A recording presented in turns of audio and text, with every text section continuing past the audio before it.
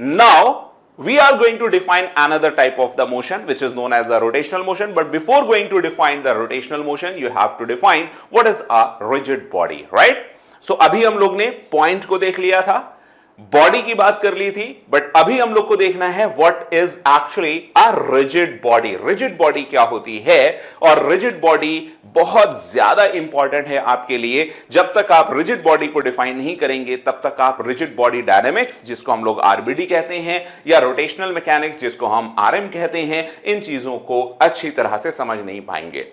So in order to understand properly and exactly what is the rotational motion, what is the rotational mechanics, we have to understand, first we have to understand what is a rigid body. A rigid body is a body in which the relative separation or the relative distances between any 2 points on the bodies remains unchanged on applying the deforming forces.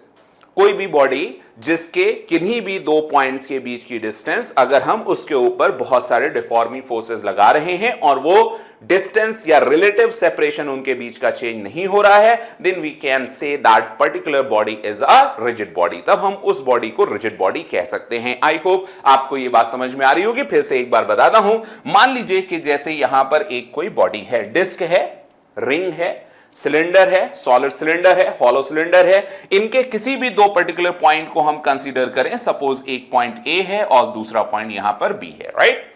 अब अगर ए और B ये 2 points हैं, इनके बीच की अगर हम distance देखें तो इस डिस्टेंस को हम आर ए बी कह सकते हैं। आर ए बी का मतलब है distance between the points A and B. अगर आप इसके ऊपर कोई डिफॉर्मिंग फोर्सेस अप्लाई करते हैं, डिफॉर्मिंग फोर्सेस का मतलब आपने कोई फोर्स यहां लगाया, कोई फोर्स यहां लगाया, कुछ फोर्स यहां लगाए, कुछ फोर्स यहां लगाए, राइट? लेकिन ए और बी के बीच की जो रिलेटिव डिस्टेंस है, ए और बी के बीच की जो डिस्टेंस है, आर ए बी में चेंज नहीं आया। अगर ऐसा होता है then and then only you can say this particular body is a rigid body. I hope आप rigid body समझ गए होंगे। सिमिलरली यहां पर आप देखिए एक स्पंज बॉल है, लेकिन स्पंज बॉल को जब हम यहां पर दबा रहे हैं तो इन दोनों पॉइंट्स को, अगर हम इस पॉइंट को देखें और इस पॉइंट को देखें, इस पॉइंट को सी बोलें, इस पॉइंट को डी बोलें, इनके बीच की डिस्टेंस यहां पर R1 है, लेकिन जब आपने डिफॉर्मिंग फोर्सेस लगाए तो दोनों के बीच की यही डिस्टेंस चेंज होके बच्चों R2 हो गई है, right? So we can not say this is a rigid body, it's not a rigid body.